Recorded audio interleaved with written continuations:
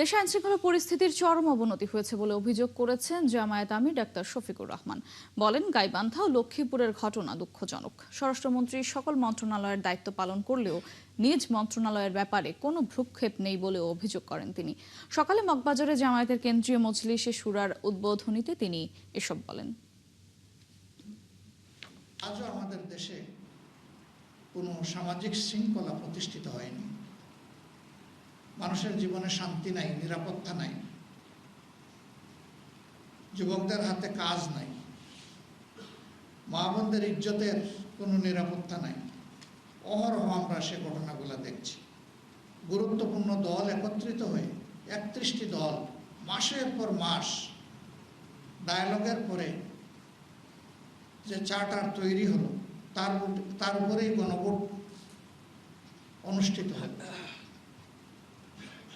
কিন্তু আফসোস, বর্তমান সরকারি দল প্রায় 70% জনগণের এই মতকে অগ্রাহ্য করল।